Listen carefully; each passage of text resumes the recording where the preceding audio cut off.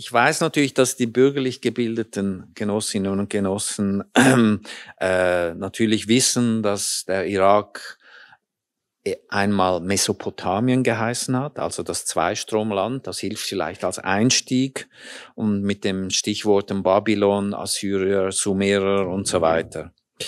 Wie auch immer, nach dem Zusammenbruch all dieser antiken Großreiche versank das Zweistromland eigentlich in ein namenloses Dasein, bis dann die von der arabischen Halbinsel her die Invasion der übrigen heute arabischen Länder stattgefunden hat und ein Großreich, zuerst der Umayyiden und dann der Abbasiden, geschaffen wurde. Und schon damals wurde der Begriff Irak verwendet. Es gibt verschiedene Diskussionen darüber, was das bedeutet. Die logischste scheint mir, dass es einmal Uruk geheißen hat, also nach der sumerischen Sprache, und Irak ist nicht weit von diesem Begriff, weil interessanterweise gibt es auch im arabischen Dialekt immer wieder gewisse Wörter, die eigentlich in der anderen arabischen Gegenden nicht gebräuchlich sind und die man oft ableitet von diesen babylonischen und sumerischen Zeiten. Gut, eines der wichtigsten wie soll ich sagen, Vorurteile, der ich mich immer konfrontiert sehe, ist die Idee, dass der Irak eigentlich ein künstliches Geschöpf ist, also eine Art auf dem Lineal gezogen von Kolonialmächten. Und auch das gefällt mir sozusagen und auch allen anderen im Irak nicht, weil das bedeutet ja, dass man sozusagen Opfer ist und nicht auch Protagonist der eigenen Geschichte. Was eigentlich die Schweizer am besten wissen müssen, wir wissen alle, 1848 ist eigentlich die Grundlage des schweizerischen Staates, aber davor gab es auch Schweiz. Ja, es gab Kantone, die sich zusammengerauft haben. Einmal gehörte Straßburg dazu, dann mal das Veltlin. Aber wie auch immer, es gab immer einen Begriff der Schweiz. Ja, und das gilt auch für den Irak. Das heißt, die Geschichte ist ja nicht nur geografisch definiert mit diesen beiden Flüssen und der Landwirtschaft, die dann dort betrieben worden ist, mit einer Bewässerungswirtschaft, die außergewöhnlich schon seit 8000 Jahren dort existiert.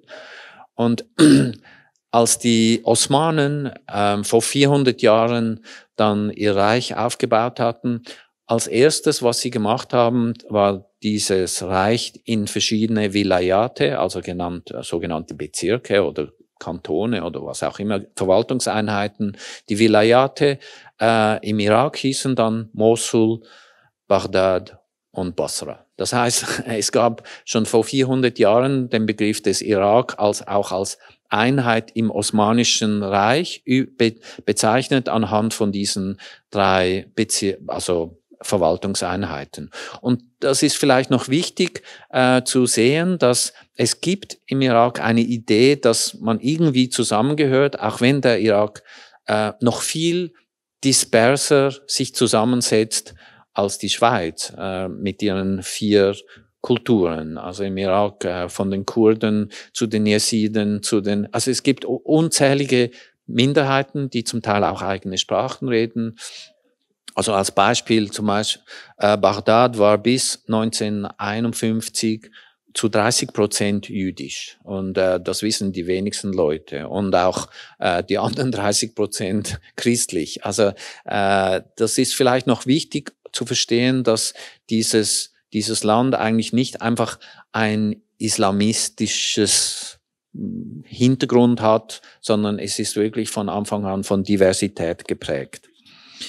Das heißt, diese ganzen Geschichten, auch wegen den Engländern und den Franzosen, die da im Nahen Osten ihre Grenzen gezogen haben, es stimmt, es gab ein Sykes-Picot-Abkommen, das sagt euch vielleicht etwas, das 1917 zwischen Frankreich und England geschlossen wurde, aber das regelte eigentlich nur ihre eigenen Beziehungen, wer welche Seite kriegen sollte. Aber der Irak selber wurde dann ausgehandelt, wenn man so will, durch die englische Invasion gegen das Osmanische Reich. 1917 starben übrigens 40.000 Inder im Irak und 1.000 englische Offiziere.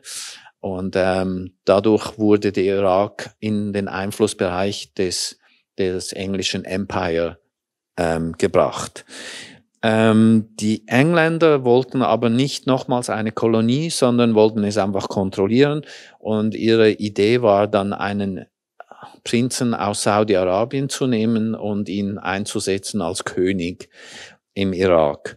In diesem Prozess der Nation Building an diesem Moment war es so, dass die ehemaligen Notabeln des Osmanischen Reiches von den großen Familien in Mosul, Bagdad und Basra mit den Engländern darüber verhandelten, wie dieser neue Staat aufgebaut werden sollte und wie der funktionieren sollte.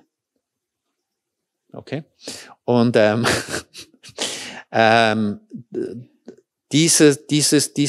wurde bis 1921 abgeschlossen. Dann wurde der Irak ein sogenanntes Königreich und kam unter den Einfluss der Engländer. Jetzt muss man sich aber diesen Prozess nicht einfach so vorstellen, dass das einfach ruhig vor sich hingegangen ist. Das Interessante, was damals passiert ist, 1917 mit der russischen Revolution, die hatte, und das weiß ich von meinem Großvater, der damals in Negev, in der heiligen Stadt der Schiiten, studiert hatte, diese Revolution löste einen ungeheuren Impuls aus, auch auf die Intellektuellen in allen anderen Ländern in Asien, Afrika und Lateinamerika.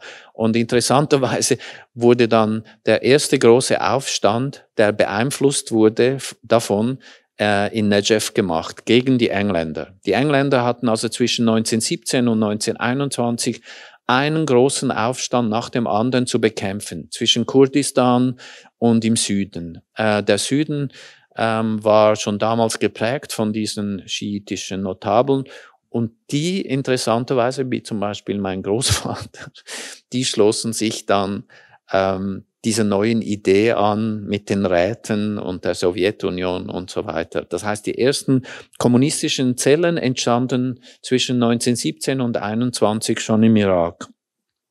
Und aus diesen kommunistischen Zellen entstand dann später in 1934 die Kommunistische Partei, welche eigentlich die älteste Partei im Irak war und neben einer großen bürgerlichen Partei der Notabeln aus den noblen Familien von Mosul, Bagdad und Basra, war sie von Anfang an eine multiethnische Partei. Sie war gebildet aus Juden, Christen und natürlich auch vielen Muslimen, und hatte ihren großen Basis auf der einen Seite im Mittelstand, interessanterweise im gebildeten Mittelstand von Leuten, die nach England studieren gingen, die über die Welt Bescheid wussten, und im neu gebildeten Proletariat, der Eisenbahnarbeiter und der Ölindustriearbeiter.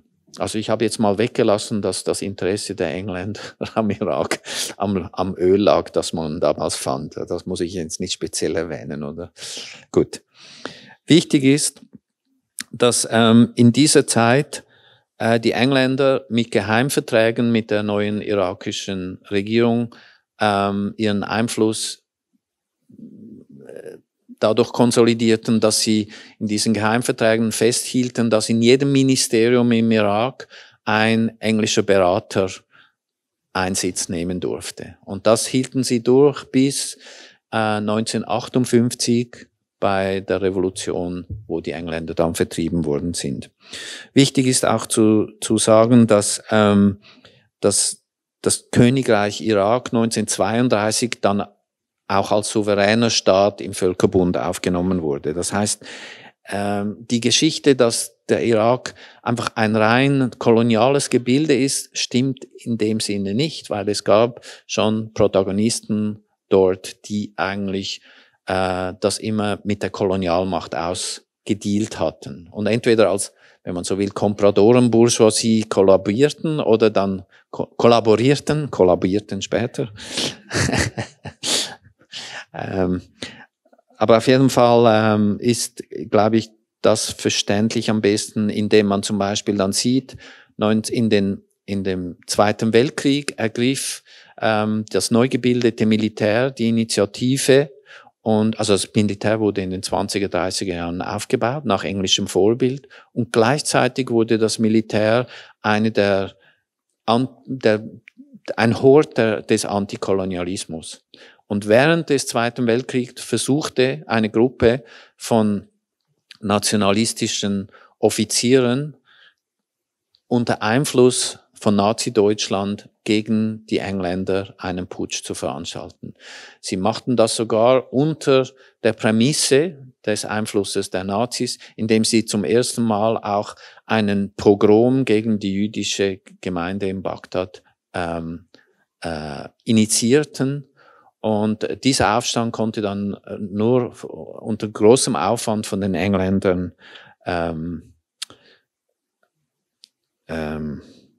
wie sagt man?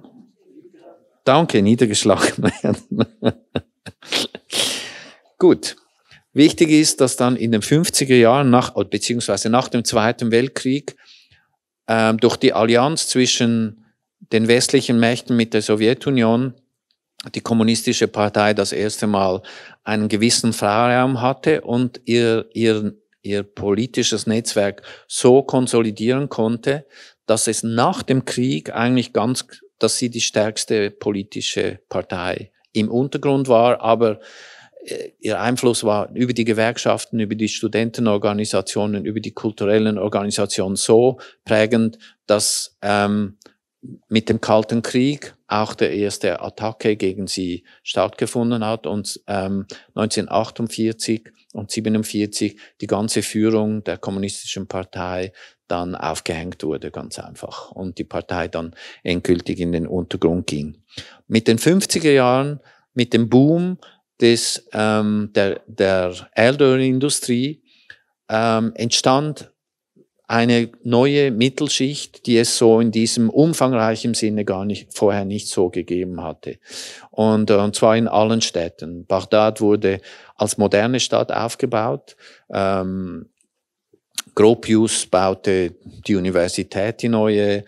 Lloyd Wright machte große Pläne, wie die ganze Stadt gestaltet werden sollte. Corbusier baute das neue Mädchengymnasium und so weiter. Also es war eine Boomzeit, die trotzdem zu einer Friktion führte, weil die Engländer immer noch präsent waren und die Mittelschichten, die sich politisch engagierten und antikolonial eingestellt waren, immer wieder Aufstände zusammen mit den Bauern auf dem Lande organisierten, weil diese neuen Kolonialstrukturen der Engländer dazu geführt hatten, dass erstmals eigentlich ein feudales System auf dem Lande eingeführt wurde, und was wiederum dazu führte, dass die kommunistische Partei auch unter den Bauern einen großen Einfluss gewann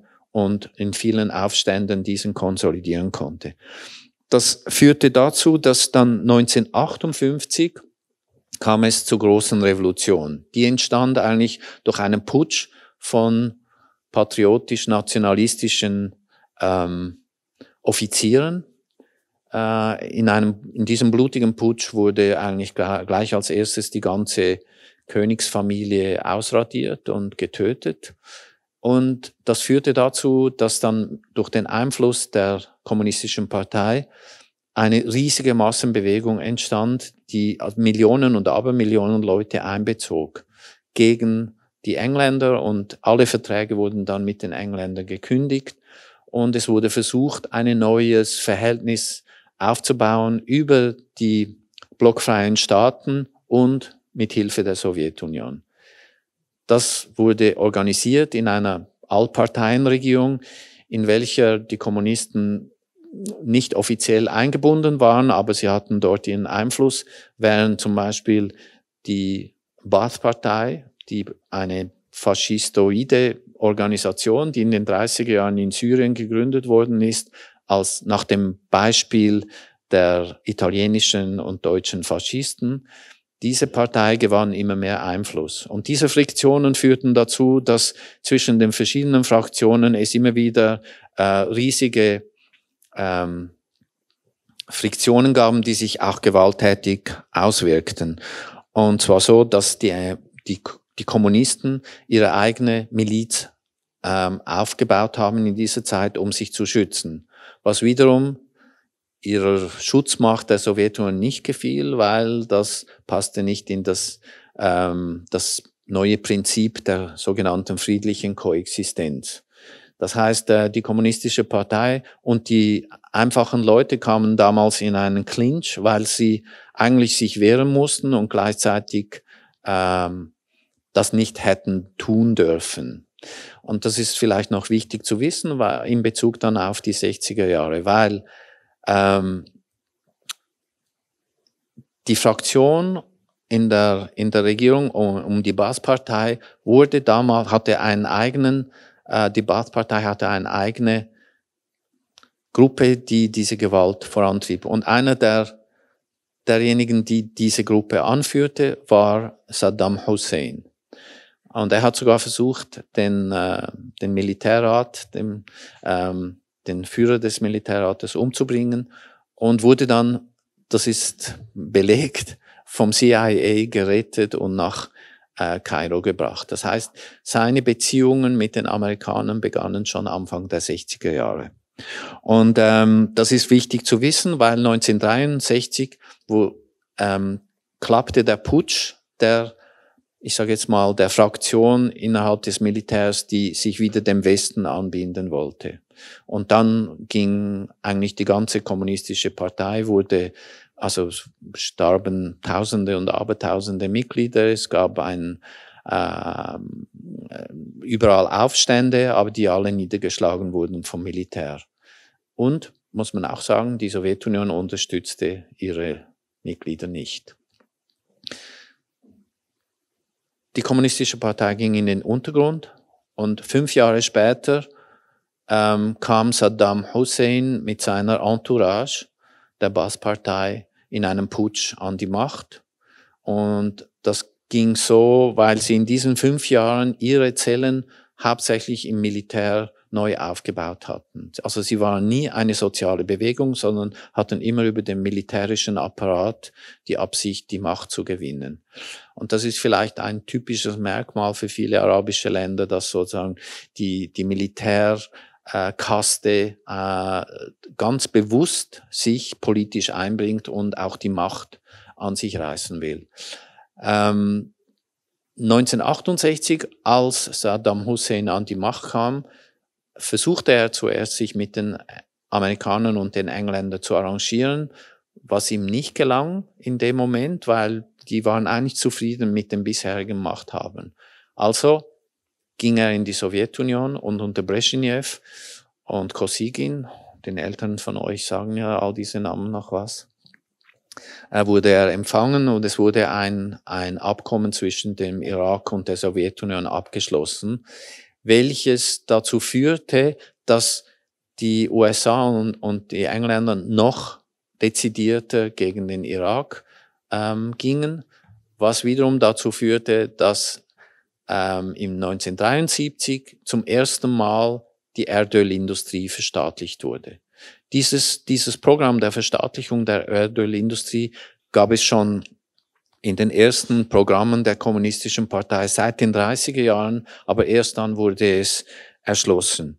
Und das war dann das Problem, dass, ich sage jetzt mal so, dass die Kräfte, die das eigentlich vorangetrieben hatten, davon ausgeschlossen wurden. Auf Druck der Sowjetunion musste die kommunistische Partei eine Einheitsfront bilden mit der neuen faschistischen Partei, was dazu führte, dass sie einfach besser abgeschlachtet werden konnten. Bis 1979 war eigentlich die ganze Partei wieder im Untergrund und alle Parteiführer waren entweder im Exil oder im Untergrund im Irak. Und das ist vielleicht noch wichtig zu wissen, weil das war eigentlich der Einfluss der Kommunisten innerhalb der Gewerkschaften und den Studentenorganisationen war so stark, dass wirklich ein Großteil dieser Leute physisch liquidiert worden sind und die Diktatur eine wahrhafte faschistische Ausführung dann an den Tag legte. Das ging in meiner Zeit, als ich zur Linken kam, hier immer wieder vergessen, weil oft alle sagten, der Irak ist ja toll, er lehnt sich an die Sowjetunion an und dann ist ja alles in Ordnung. Aber es war leider das Gegenteil in diesem Verständnis der Linken hier. 1979 wurde dann, also 1980, mit 1979 säuberte Saddam Hussein den ganzen Parteiapparat und konzentrierte die Macht nur noch auf sich selber, was ihm dann erlaubte, 1979, erinnert euch, Khomeini kam an die Macht, die iranische Revolution, und 1980 begann Saddam Hussein den ersten Krieg gegen Khomeini, gegen den Iran. Und das ist vielleicht noch wichtig zu verstehen.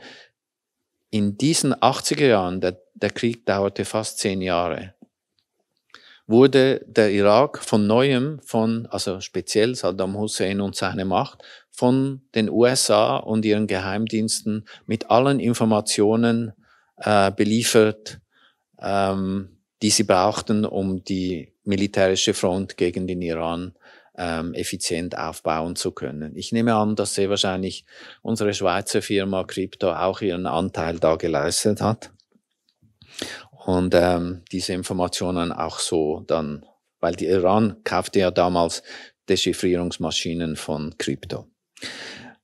However, Ende der 80er Jahre waren beide Länder ökonomisch am Abgrund und praktisch zerstört. 1 Million Opfer auf jeder Seite. Ein Desaster, den man sich hier nicht vorstellen kann.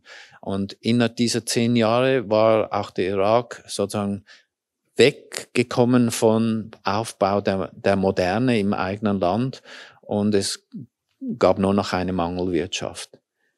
In dem Moment versuchte Saddam Hussein, sich zusätzliche Erdöleinnahmen zu organisieren. Es gab zum Konflikt zwischen Kuwait und Irak. Viele denken, das war irgendein Größenwahnsinn von Saddam, aber es gab eine ganz konkrete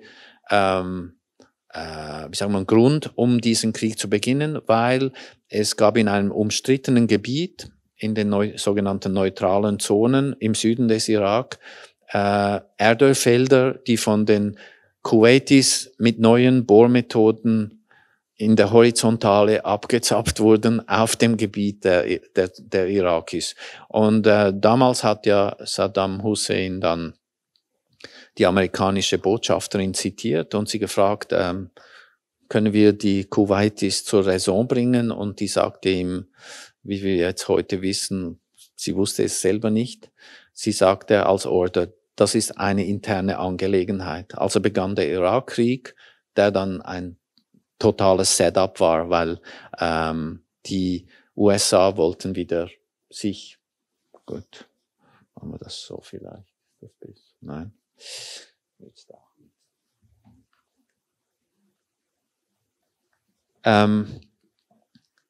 Was den Irak in den 90er Jahren noch tiefer in den Abgrund stürzte. Die 90er Jahre, ich kann es schon genau ablesen. Müsste nicht offen sein. Mal, müsste offen sein, aber dann kann ich da nicht lesen. Gut.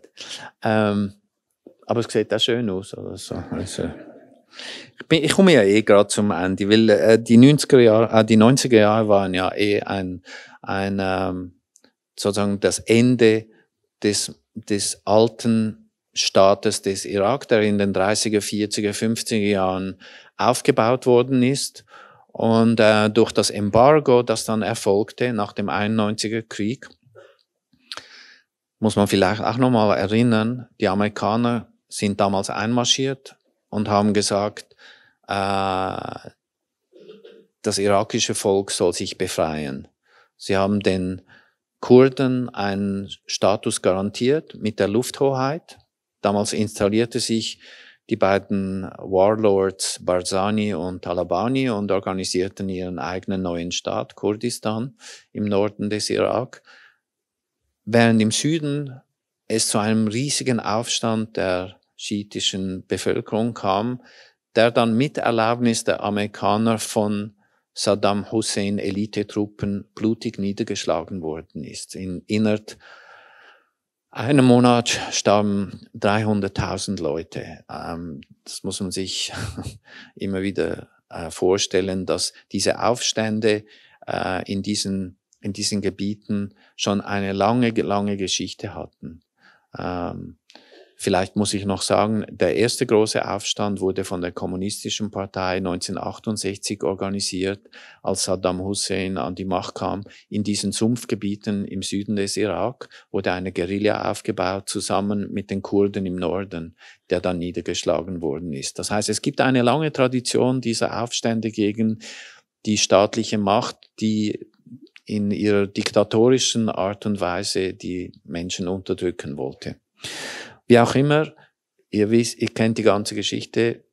2003 kam es zum nächsten Krieg, die nächste Invasion der Amerikaner, die damals unter dem Junior, also Bush Junior, der Bush Senior hatte ja den 91er Krieg gemacht, Bush Junior mit Cheney und Rumsfeld, dieser ganzen Gang, die eine Idee hatten, die Welt neoliberal neu zu organisieren. Das heißt, einen Staat zu zerschlagen, damit er dann ganz neu aufgebaut werden könnte. Unter dem Vorwand der Massenvernichtungswaffen, eine nächste Lüge, die, wie wir wissen, wurde dann dieser Krieg organisiert, um dann den alten Staat im Irak vollständig zu zerstören, was dann auch gelungen ist.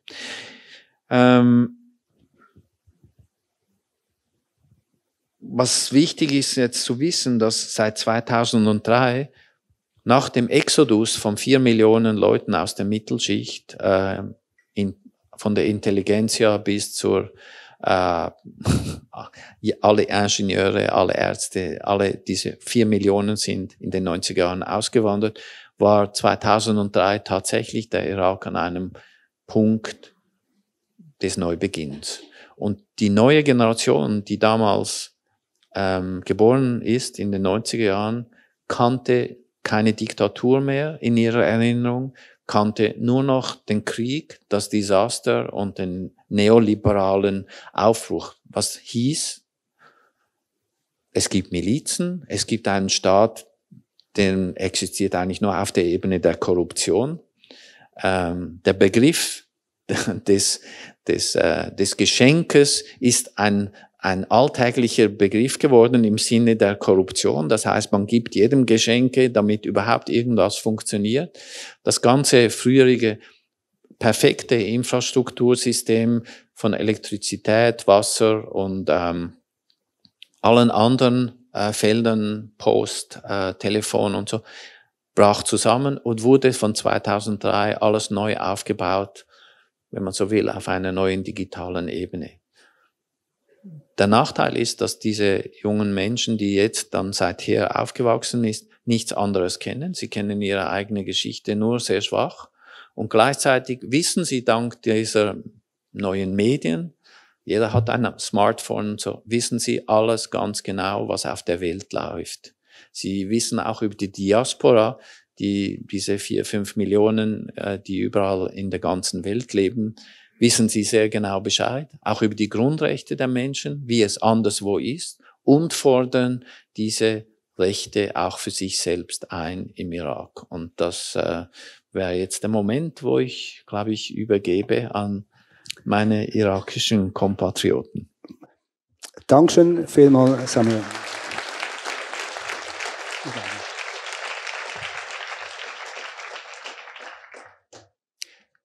Ja, gut zu wissen, das war wertvoll, dieser Hintergrund, gesellschaftliche, kulturelle, wirtschaftliche, politische Entwicklungen.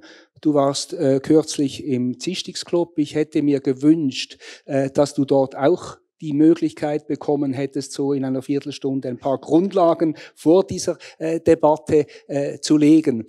Ich hätte jetzt Dutzende von Fragen. Du hast Ende 70er Jahre erinnert an die Debatten hier auch in der Linken, Genossinnen und Genossen, die Pilgerreisen zu Saddam Hussein gemacht haben, die Debatten, die da ausgelöst wurden. Ich lasse das beiseite. Möchte aber, falls es wirklich eine, maximal zwei oder allerhöchstens drei kurze Rückfragen jetzt zu dem gibt, was wir gehört haben, öffnen. Möchte jemand jetzt eine ergänzende Information zu diesen Ausführungen von Samir? Sonst machen wir gerne den Sprung in die Gegenwart, Hayder. Was treibt denn heute die Jugendlichen auf die Straßen? Und es ist ja nicht mehr die Konstituierung, wie wir das eben von der Baath-Partei gehört haben, sondern es geht ganz anders. Vielleicht kannst du auch vom Podium aus sprechen. Thank you very much, Samir, and thank you very much, Doctor, for the introduction. And I actually learned a lot in the past few minutes about the history of Iraq than I learned back in the 12 years that I studied in Iraq, where they taught us a bit about the history of our own country. So that was really useful. Thank you very much. And to answer your question, Doctor, it's the youth today, they wanted a country, they wanted a homeland, they wanted a place to live. They are alive, but they're not living. So they went out to the streets to demand that. And this is not the first time. They did it many times before, and they went out before, but this time it's lasting a bit longer, and it's continuing until now. So in this presentation, I'll try to be brief, but I'll also try to be concise.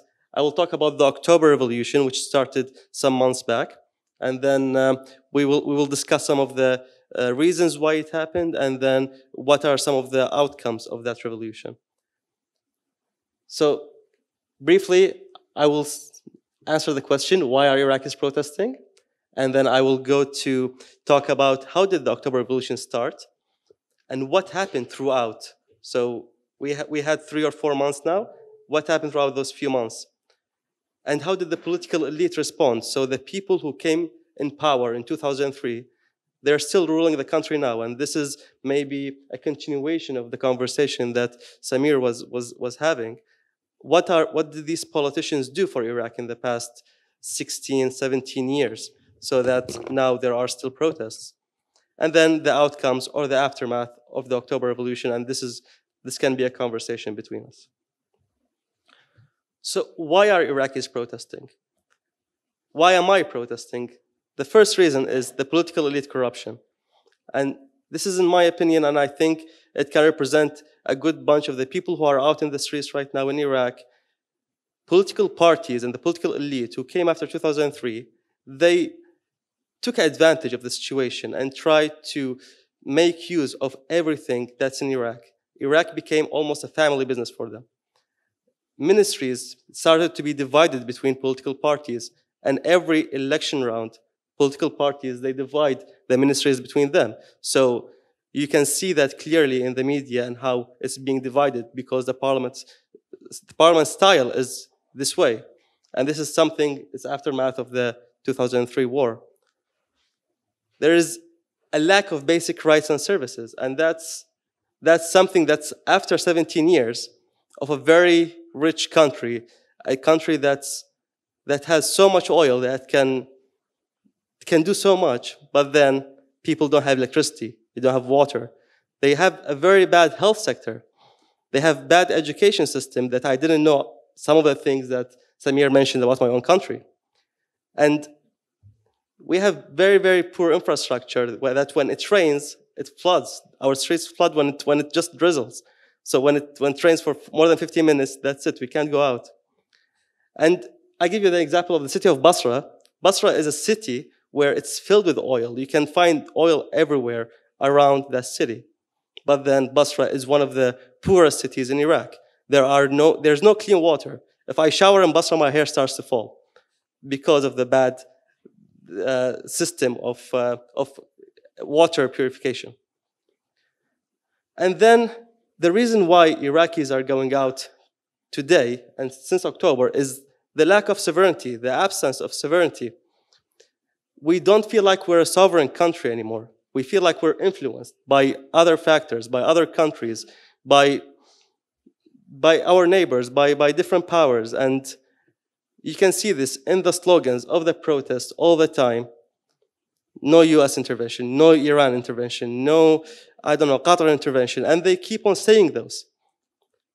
And in my opinion, these are some of the main reasons, but of course, every person down in Tahrir, down in the protesting squares in Iraq, have their own reason why they're protesting.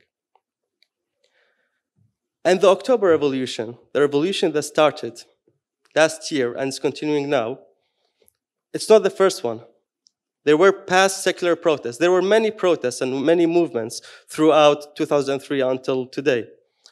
But we're focusing today on secular protests, protests where young people, secular people, took the streets and wanted something different than the status quo and the religious kind of sectarian system that the invasion put on us. So they went out in 2011, after around 8 years of giving those political elites a chance to rule our country. They went out and they said, enough corruption, enough nepotism, enough unemployment.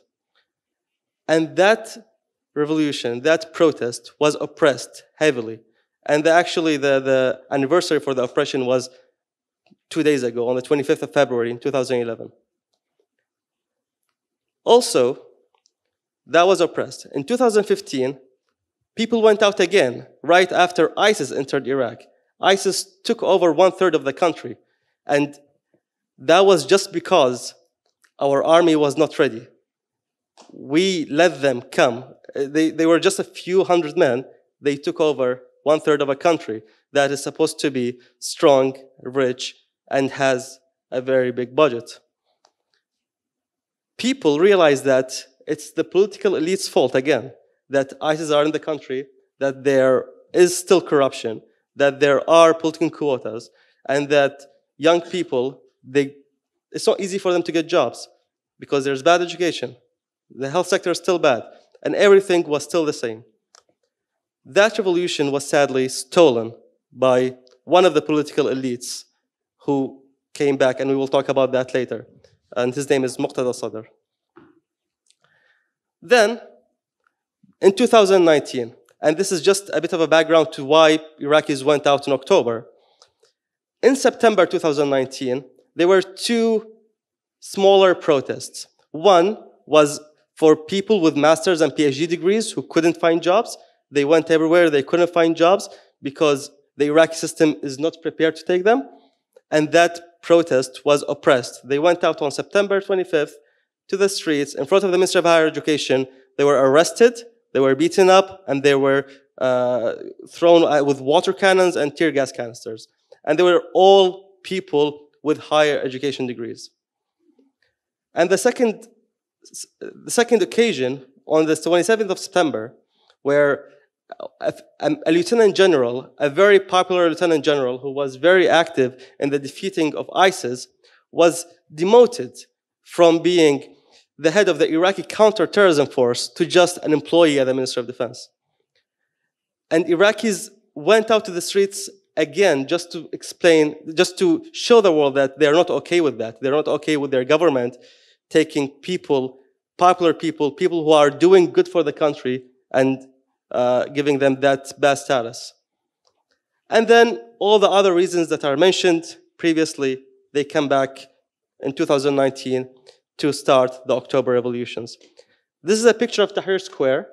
It's the main square in Baghdad where people took that square over. They put their tents. They started having small infrastructure slowly to have a sustainable small community inside that square.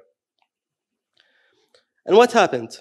On October 1st, after those two protests were suppressed, on October 1st, and before that, there were calls for protests in Baghdad and other cities. There was no central leadership. No one was really responsible to call out those protests. It was mostly young people. On social media, I just see everyone sharing, let's go out on the street, let's go and see demand our rights. Let's go out and just show the world that we are not okay with this. And it was very peaceful. People were just in the street. They were just playing music, trying to protest with slogans and with the Iraqi flags, nothing else. From October 1st until October 8th, the government response was killings of those protesters with various methods, from live bullets, tear gas canisters that are thrown directly at protesters, water cannons, beating up, and they were also arresting them. And they were looking the other way when the protesters were being abducted by militias, by third-party members, by God knows who. They were unknown snipers on October 1st and 2nd and 3rd. That no one until now, no one can confirm who those unknown snipers were. They were in Iraq, they were shooting down people. People were dying from sniper bullets.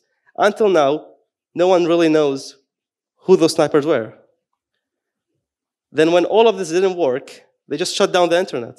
And they said, okay, they can't communicate. They can't get the message to reach the outside world. Maybe it will stop, but it didn't. Because there were media institutions as well. And then they burnt them down. There were government officials and sometimes militias went down to media institutions. They tried to close them in an official way, and they burnt some of them.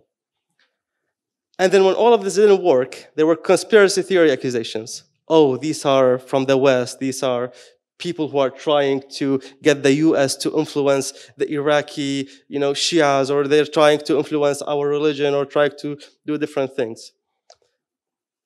At the time, this huge Shia pilgrimage was happening. So what the protesters did is that they said, we will pause our protests and we will give you some time because we are not conspiracy theorists. We don't want American influence or whatever influence. We can let the Shia do their pilgrimage and then we will come back after a few weeks when the pilgrimage is over. So they paused it and the protest stopped for some time.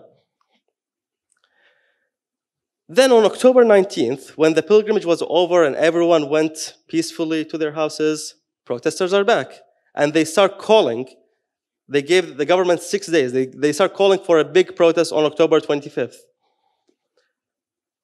And on October 24th, protesters, because they were so eager for the past month, they went back on October 24th just to take a space in that square.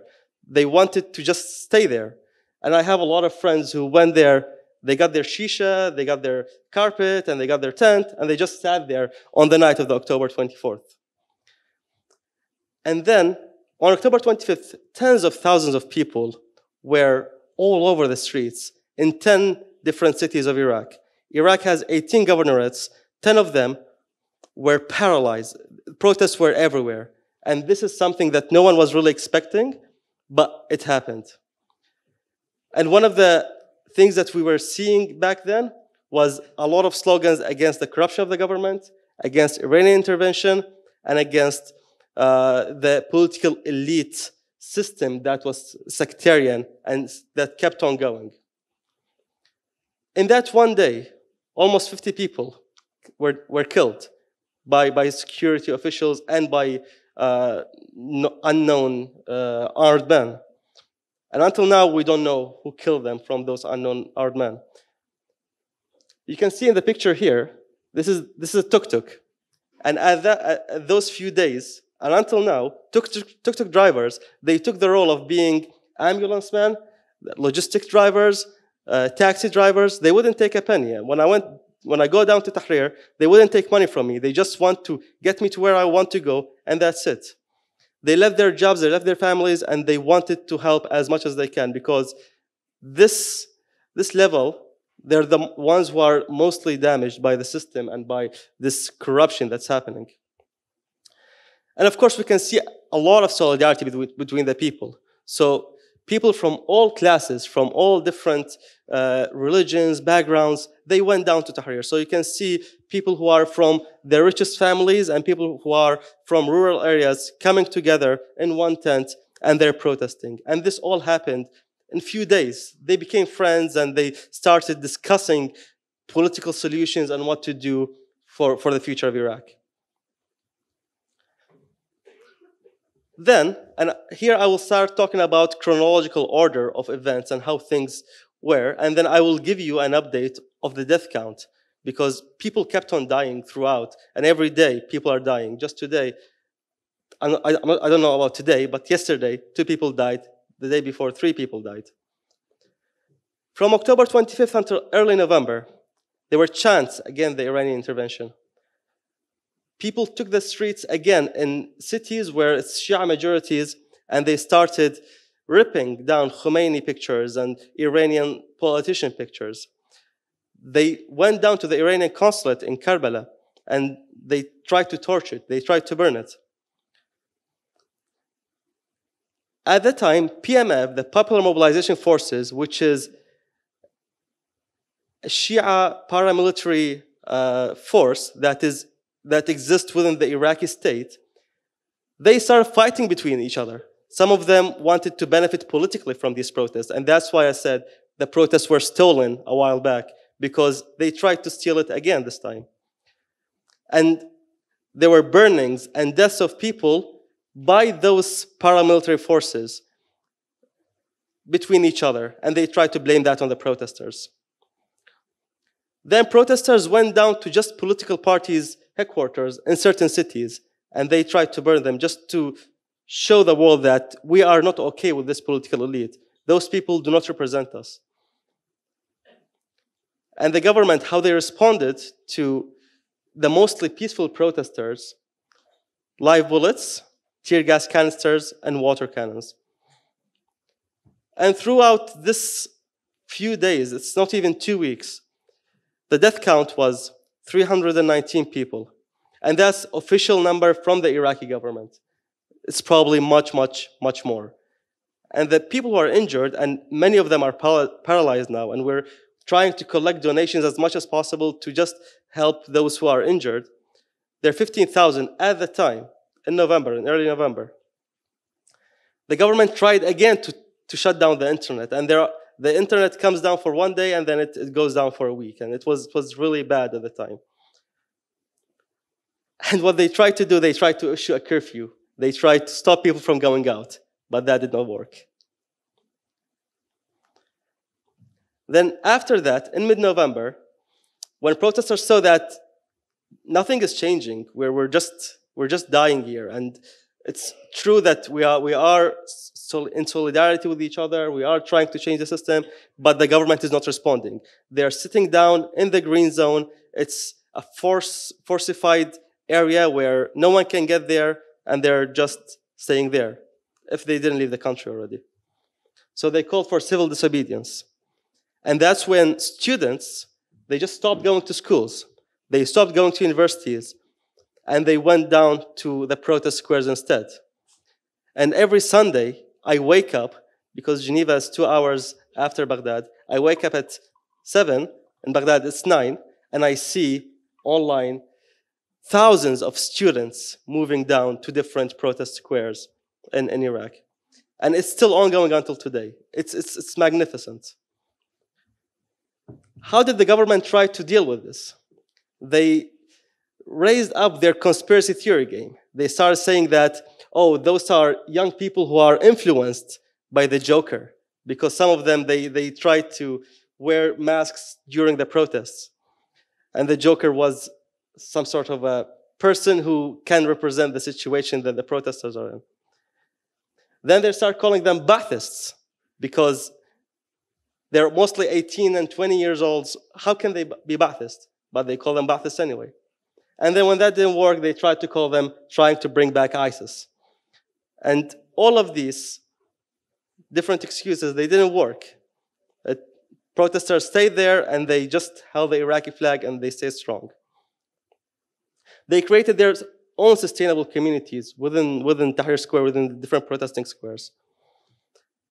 And this pressure, alongside with closure of some roads and the different political pressure that was put, made the prime minister resign after that count reached 360 people on the 29th of November. So after almost 2 months of protesting, the prime minister thought he should resign. But he knows that there is no alternative for him. So until now, he is still prime minister. And we are in October, November, December, January, 5 months later. In December, what's happened is, again, protesters, they start seeing more and more of the Iranian influence. And in Najaf, Iraq's most holy cities, where different pilgrims come from Iran, from all the Shia parts of the world to visit the shrines, they tried to burn down the Iranian consulate there. How was the response to that? Random people start coming to the protesting squares and just stabbing people. No one until now knows. And the government came out with an official statement saying, those are third-party attackers. We don't know who they are. And until now, there is no investigation of who those people were.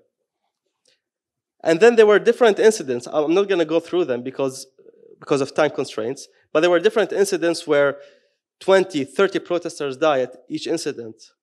And then the government responded again to one of the protesters' demands, which is a new elections law. Because the past election law was an election law that would keep them in their place. So a new election law was passed on the 24th of December, 3 months after the protests. And then on the 26th of December, when the death toll reached very, very high amounts, there was a new prime minister nominee. And that nominee is still, until now, he's an appointee. He can't do anything. With that new prime minister nominee, he was the ex-governor of Basra. And what happened at the time, the president said, I would quit if you force that person on me. So that person did not even pass. What happened after this, and on the last day of the year, on the 31st of December, protesters, they went on the Christmas break where there's no one at the US Embassy. Protesters who are from the militias and those paramilitary forces went to the US Embassy and they started protesting there, tried to break into the US Embassy in Baghdad.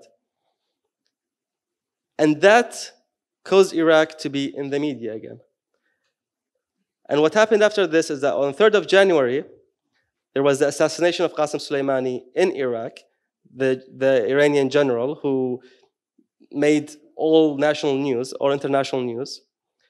And then Iraq became more visible on the agenda after 3 or 4 months of Iraqi people protesting and dying.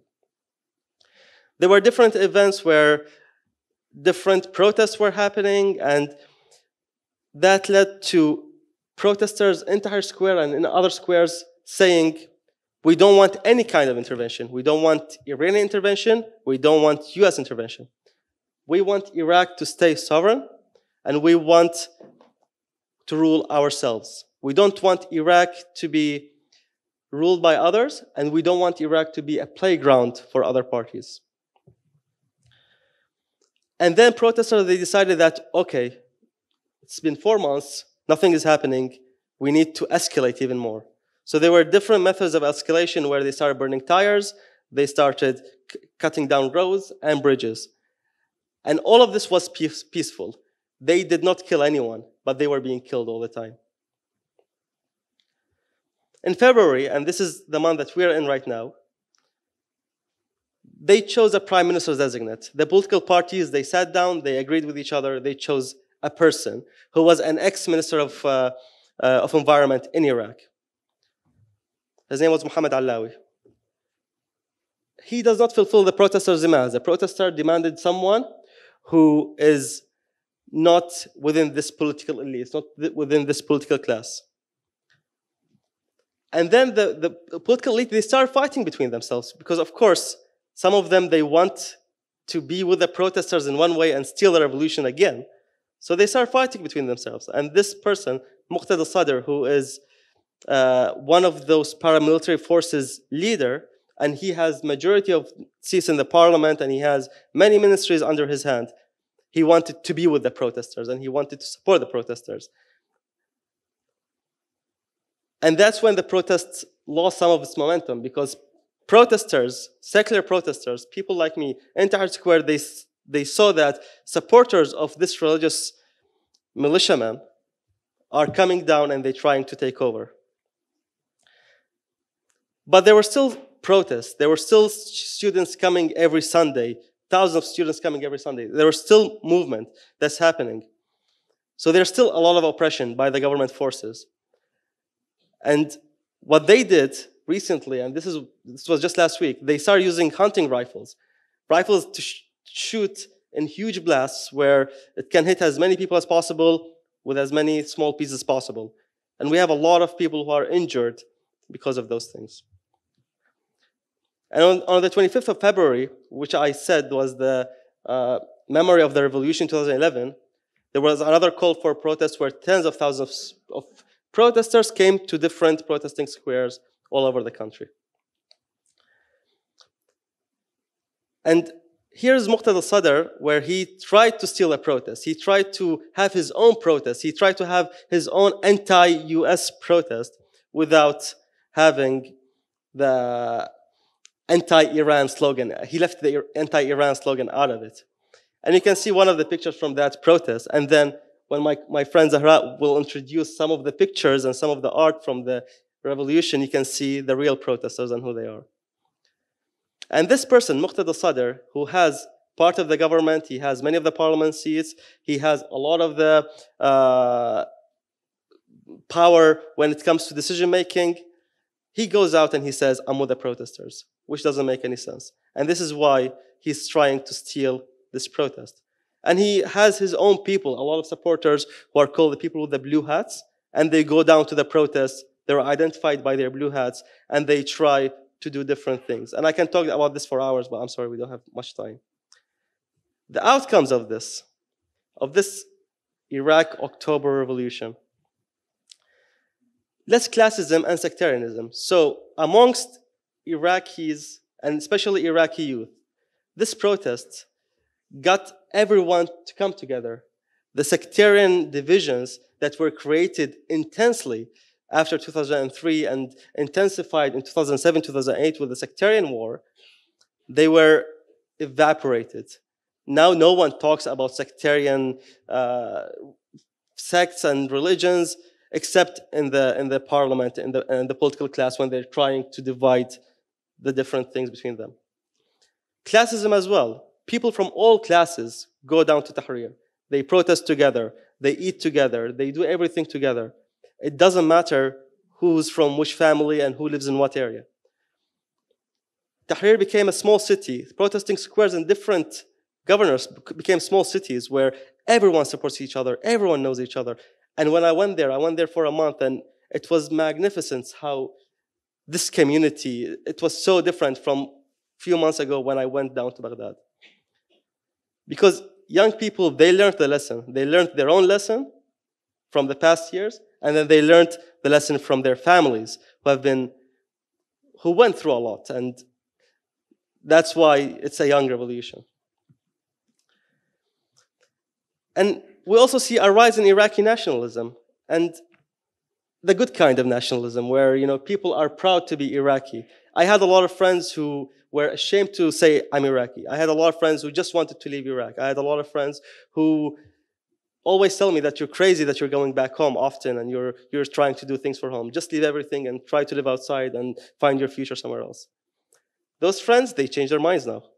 And they became Iraqi. You see Iraqi flags all over social media in Iraq.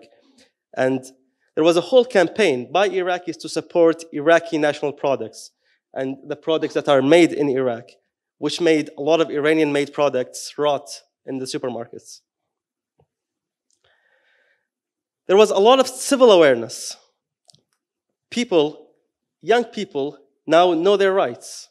They know what they should get from the government. They know that we have oil, so we should get something in return. They know that there's a constitution, there are certain things that we can talk to our politicians about. And those people are just employees. They're representing us in 4 years of term, and that's it. They discuss, they argue, they had a lot of discussion spaces within the different protesting squares. And here you can see one of the graffiti, which Zahraa will talk about later on, and it's something that I really like. Here's your oil world. And then the female participation. In this particular protest revolution, you can see a lot of females all over the protests. They're not scared, they're not afraid, they're not on a corner sitting alone, standing alone. No, they're with the protesters, they are taking their space, they're shouting, they are leading sometimes. It's amazing. And when I went down, I didn't really believe that to a certain extent, so I went down and asked a lot of my female colleagues, why are you there? How come you're not home? And they want to be there, they are proud, and the harassment cases and the different things that would not make them come, they don't exist. So they go and they try to support in these protests. And it's great. Something for Iraq, this is something great for a Middle Eastern country. And then we have the diaspora who were absent a lot in Iraq's, well, Samir is excluded, but in Iraq's history, diaspora didn't help, especially post-2003, because they learned their lesson. But in this particular protest, there was a lot of moral support, a lot of financial support, a lot of awareness raising, and you can see Iraqi diaspora all over, they're trying to do different things to support. And there's community creation. The people in the streets, they are creating their own communities. There are two pictures, one of a marathon that was in Baghdad, and the other is of a beach that was created by protesters, for protesters. And then there's the art of the revolution, and I will not talk about it. I will leave my colleague Zahraa to talk about it. And thank you.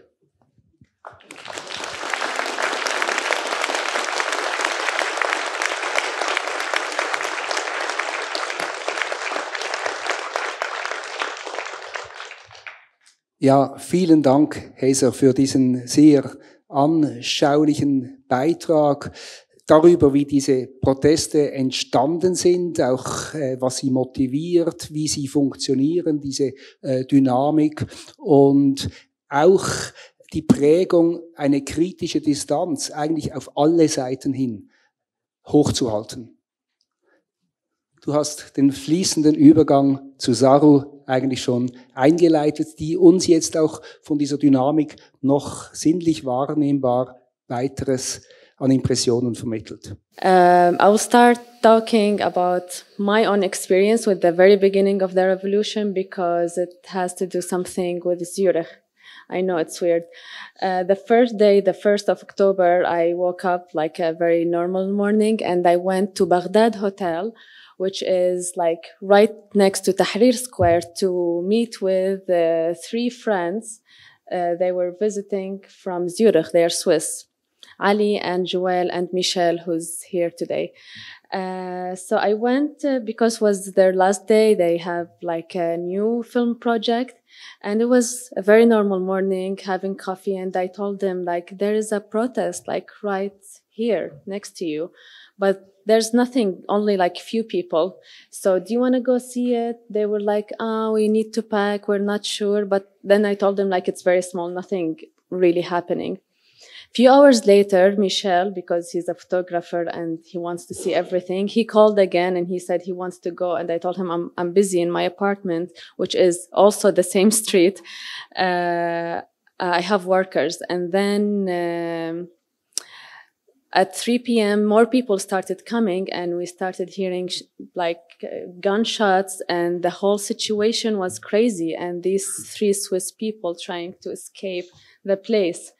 And so we were on the phone, and they managed to leave their hotel, and okay, okay. Now you hear me? I have to repeat all of that? Okay. So it's very interesting for me how, like, few hours later, after like that peaceful morning, we started talking to each other on the phone, because still all of us still in Baghdad, and me at my balcony hearing like the shooting very strong. And I remember saying to one of them, I'm really afraid it's gonna be a war again, because it feels like it. The government forces are shooting at people nonstop. And so that was the beginning. I had to tell you because it has connection to Zurich. So yes, the art of revolution. Okay, so in the past 16 years, as you know from my friends, that a lot of protest happened in Iraq in different cities, mainly in Baghdad more than any other place. But this revolution, it's very different. It is different. It's the revolution of the youngsters, the revolution of women and art. So I will start, you will see more visuals, like I will speak less and try to show you as much as possible about what was happening, still happening. Here you go. So, Nurid Watan is the slogan of October Revolution, and it means we want a homeland or we want a country. This is what everyone says all the time since the very beginning. And it's the hashtag on social media because it's very important in the revolution. So at Tahrir Square, many young people, they stayed there full time, sleeping for months, just to witness, to participate, and to document what's happening. And just like this picture and the previous video for Ali Dabdab and other people, they stayed there for months, and some of them just had to leave after a while, or just like this past week or the one before, because they were receiving death threats nonstop all the time. And a lot of them, they don't leave the square even for a day or few hours, because they know someone will kidnap them, as Hayder mentioned, the third part, that the government cannot protect us from it, which we all believe it's part of the government. So these pictures are from the protest, and it's very interesting how many people made projects. It's very simple, but it means a lot to encourage people to come to the protest, and it works, always works, to publish pictures, short videos, and it's with zero budget, or if they spend some money on it, it's from their own pockets. No one gives them. These young people, they get together, you can film, I can edit, you can act, let's make this together. And it's very important because always it brings more people to the square. So now I will show you a short video, a video piece by Mustafa Karim. Mustafa Karim, he's a young filmmaker, and he made this video with his friends, trying to show how Al-Tahrir Square live in 1 minute. And because he tried to show it as one house with a family, because after a while of the protest, parents decided to go and spend more time with their kids at Tahrir Square because they don't see them. Of course, they miss them, they're worried about them, so they went there and started actually doing things for them, bringing them stuff, cooking for them, and staying there also for days, and washing their clothes. All of that, you see it at Tahrir Square. So it's an amazing place. It became even warmer with having different age people and parents, we need them. So here's the video. Tahrir in 1 minute. So yes, as my friend Hayder mentioned, people, this picture is in southern Iraq, Basra, that rich, poor city we have. So because they also have a protest and they're being attacked, protesters trying to prove even more to the whole world that we are peaceful. We're not doing but anything good, asking peacefully for our rights. So they organized this marathon. I took pictures from Basra, so we show the other side of Iraq. And they also started an orchestra for the revolution. And it's so beautiful. They just play music in the protest. And yeah. Look at this beautiful one. And of course, the street art is everywhere. Some streets were without colors for long years, and young people decided to do it by themselves to fix it. Okay, so we all know every revolution almost has a symbol. And our symbol for October Revolution is Safa al-Sarai. Safa was a poet and a painter and a human rights activist since a young age. Safa even organized like some protest by himself since 2011. He's very active. He always writes on social media. I'm not exaggerating. Even sometimes he used to go to the street and protest alone with a sign. Some people used to laugh at him, but at the end, he was Safa. He was the symbol of the revolution. And his quote is, his famous saying is, "Nobody loves Iraq as much as I do." And by the first month of our revolution, Safa lost his life by a tear gas that fell on his head by the Iraqi government forces. And yeah, he was only 26. And this is the thing that our heroes in this revolution, like the age range of them is between 15 and 30. Like they're very young. These people are doing like I don't know, like they're so brave. Like sometimes you can't believe it. So Safa's face is everywhere. We all remember his blue scarf, still sharing his writings. Some of his poems became songs, and he is everywhere in the streets. In some people's houses, you see his pictures, and people take him as an idol. That's him with the mother visiting her son. Yeah, tear gas. Tear gas, I don't know if like the news around the world is mentioning it's our biggest enemy. Like, of course, we don't die from smelling it. We die because the forces are throwing it on people's heads, and they use the sharp one, so it kills tens and tens of people, and still no one's doing anything about it. It became a thing, like the tear gas, it's like something in the talks, sometimes in some sarcastic jokes. It's there. We talk about it all the time. And this is a performance by young men. They did it in Baghdad and in other cities. They just trying to show what the tear gas did to their friends. It took their lives. They stand in the streets holding the pictures,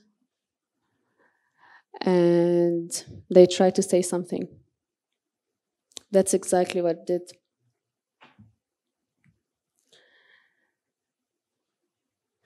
So this is a graffiti of Safa, and this is Omar from Nasiriyah, a city southern Iraq, and Omar also lost his life after taking this picture, like shortly after taking this picture, a few days.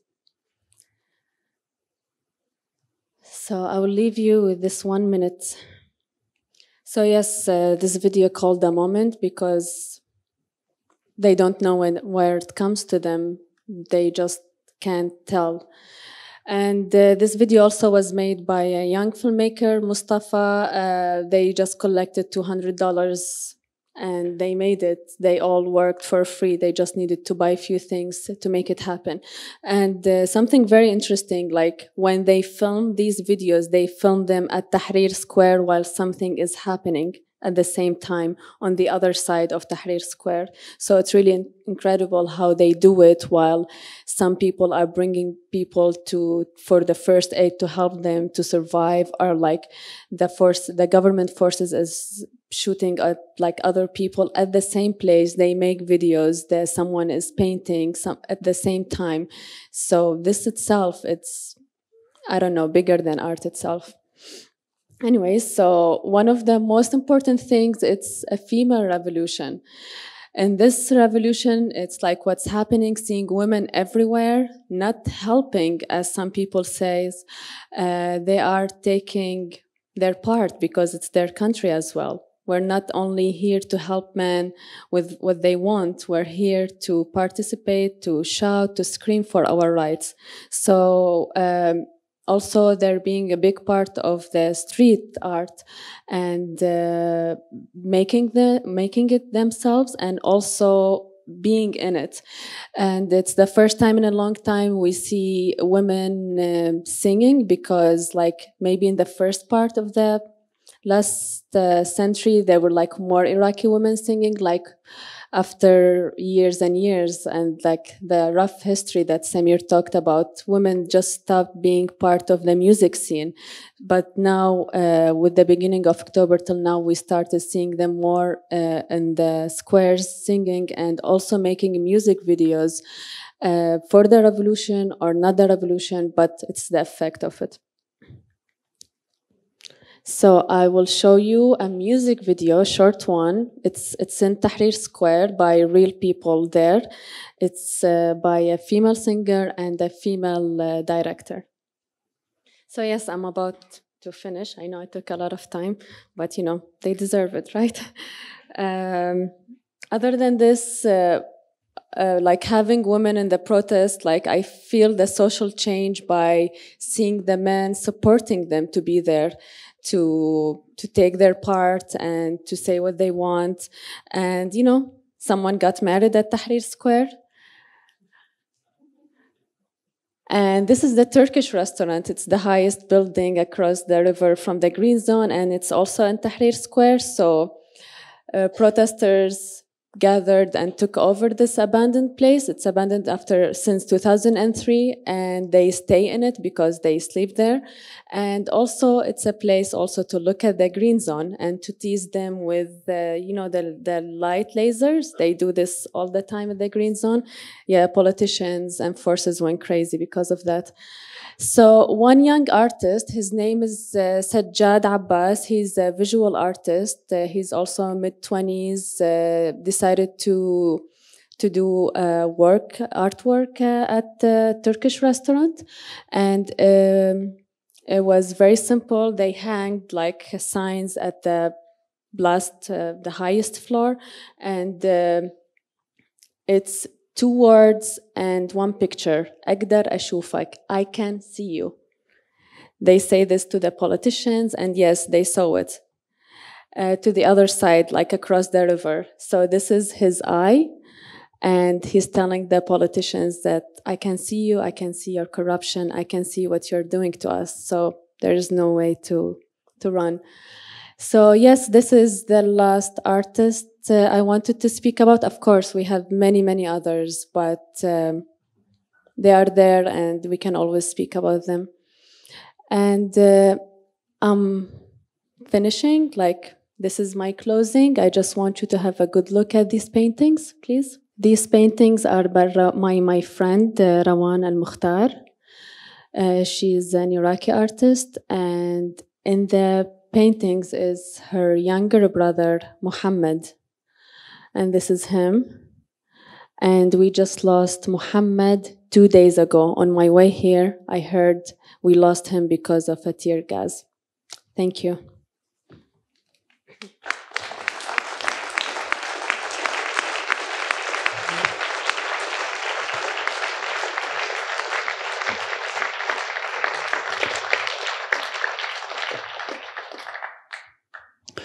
Vielen, vielen Dank, Zahraa.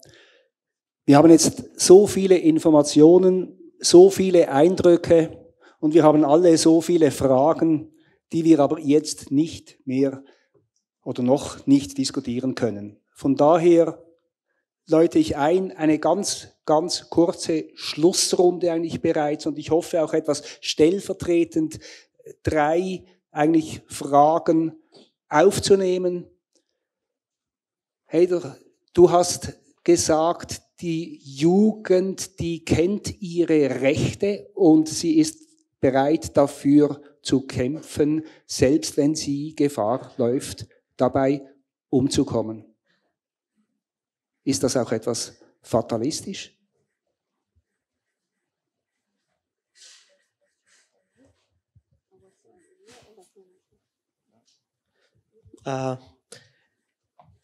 Did you say, is it realistic? Fatalistic. Well, how realistic, yeah. How fatalistic? Well, it's happening. People are going there despite the fact that their friends are dying. People go to the streets. They young protesters, they take the streets and they take pictures in the streets with the graffitis of their friends, and then they get killed the next day. People go to the streets to mourn their friends who died a day before and then they get killed the next day. And their friends, they would go the day after and they would protest. So it is happening, and that's why we have 600 plus casualties, martyrs from this revolution. And they're still going. I have friends who are there right now, and when I talked to them and I said, maybe you should go back now because the government is forming and maybe just for the sake of your own life, and they say, no, we will not go back until we get our right, and we don't care if we die. So some people, this is their last piece of hope and they want to get something out of it. If they don't mind dying. Vielen Dank. Zahraa, du hast gesagt, eines Tages, es wird eine Gesellschaft geben ohne Angst. Ist das eine große Hoffnung? Wie realistisch ist es, dass sie sich einlösen lässt?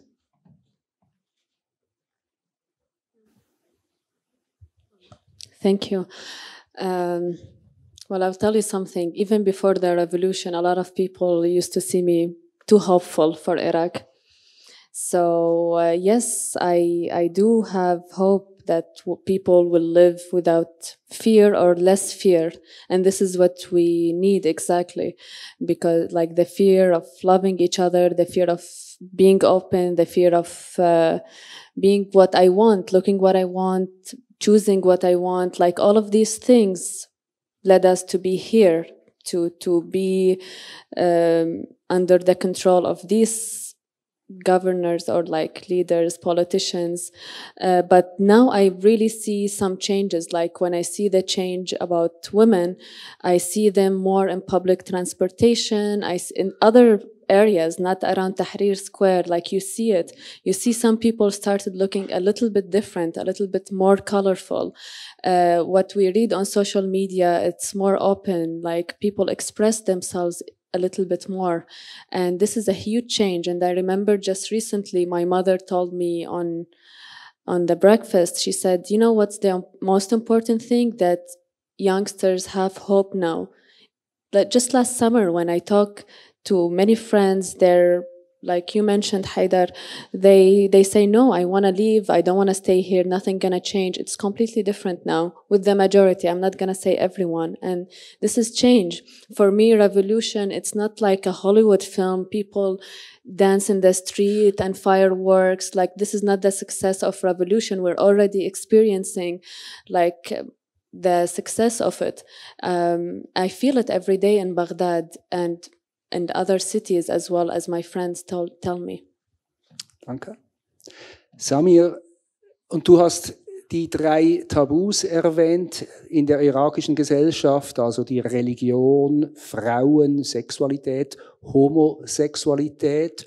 Und du sagst, es ist wichtig, aber auch hier für eine soziale Bewegung selbstreflexiv, selbstkritisch zu sein, zu bleiben. Jetzt haben wir vom Irak gesprochen. Wenn du das jetzt auf uns hier in der Schweiz anwendest, was wünschst du dir von uns an Selbstreflexion? Und ich weiß, immer nur eine Frage stellen, aber bei dir stelle ich jetzt eine zweite noch.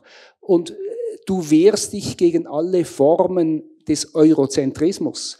Was müssen wir tun, damit wir besser gefeit sind, eben weniger eurozentrisch zu sein?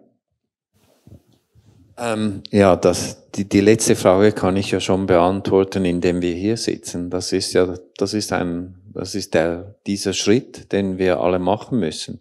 Ich habe mich in meiner Sozialisation in der radikalen Linken in den 70er Jahren schon damals bemerkt, entweder wurde über Afrika, Asien, Lateinamerika im paternalistischen Sinne geschrieben, ja, die machen dort das und es wurde ganz klar definiert, wie man es machen sollte und warum das es so gut ist und warum nicht. Und es war überhaupt weder eine selbstkritische Betrachtung noch eine kritische Betrachtung auch der Bewegungen dort. Das hat sicher schon geändert. Ich sage jetzt mal so, solche Veranstaltungen, wenn man eine Plattform gibt für solche Bewegungen, ist der Beginn hinweg vom Eurozentrismus, ja, hin zu einer multipolaren Welt mit verschiedenen Ansichtsweisen, ohne, das muss ich betonen, ohne dass wir als Linke den Universalismus der Menschenrechte und der Ideen von Freiheit und Gleichheit verlassen dürfen. Das ist für mich entscheidend. Und das wäre auch schon ein wichtiger Aspekt der Selbstreflexion. Natürlich. Darf ich vielleicht noch ganz kurz noch etwas zu Irak noch sagen? Eigentlich nicht, aber weil du es bist. Also was vielleicht jetzt noch nicht sich so gefestigt hat als Idee, weil meine beiden Kollegen natürlich extrem aus ihrer persönlichen Sicht diese Geschichten erzählt haben. Ich bin ja zum Glück ein bisschen von außerhalb, aber ich sehe trotzdem hinein. Was wirklich, wirklich etwas Erstaunliches ist an dieser Bewegung. Sie entstand ja am 1. Oktober aus einer Demonstration heraus von jungen intellektuellen Absolventen, ja. Diese Demonstration wurde so brutal gekartätscht, kann man sagen, ja, in diesem alten Ausdruck, dass es sogar die armen Leute in der Nachbarschaft so berührte, diese Tuk-Tuk-Fahrer, dass die begannen, sich mit ihnen zu solidarisieren. Wiederum diese wurden dann attackiert und Großmütter Nahrung gebracht haben. Genau. Aber das Wichtigste ist, dass all diese Leute, da wo jetzt Zahraa zum Beispiel wohnt, in der Nähe des Tahrirs, in Karada. Karada ist ein altes, ich sage jetzt mal, das ist der Kreis Chaib von Bagdad. Also das war das ehemalige christlich-jüdische Viertel. Dort leben jetzt alle Intellektuellen, Kulturschaffenden und so weiter.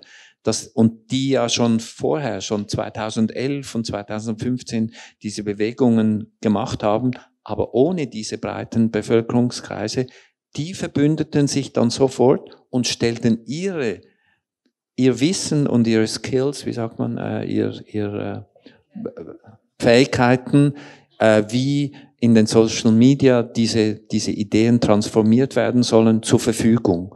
Und diese Verbindung zwischen den Ärmsten und diesen kulturaffinen Leuten aus der Mittelschicht führte zu diesem, wenn man so will, explosiven und fröhlichen Gemisch. Das hat man jetzt gut auch gesehen in diesen Beispielen, die Zahraa gezeigt hat von der Art of the Revolution.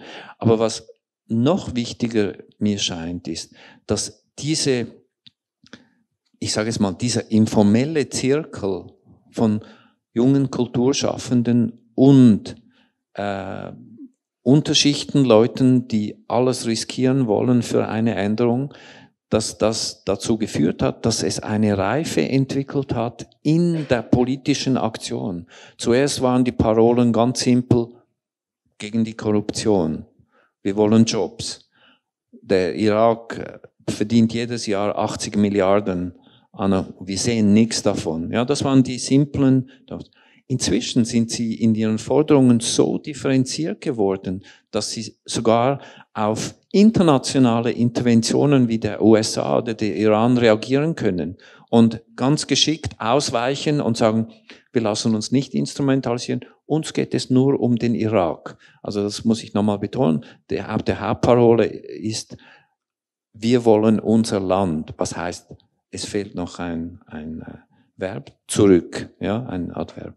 Wir wollen unser Land zurück. Und das ist das, was wiederum ein ganz geschicktes Instrument geworden ist, um alle anderen zurückzuweisen und gleichzeitig auch die sozialen Aspekte zu betonen, inklusive auch Vorschlägen, dass ein neues Wahlsystem eingeführt werden soll, um die Korruption zu eliminieren. Mit Vorschlägen, um neue Gerichtsbarkeiten gegen die Korruption zu schaffen. Also diese Bewegung hat mich extrem erstaunt, weil sie auf so einem hohen Niveau, also auf beiden Seiten, nämlich in der sozialen Mobilisierung wie auch in der politischen Äußerung, es geschafft haben, eine breite Wirkung zu entwickeln, die ich selten in meinem Leben gesehen habe. Herzlichen Dank und alles Gute.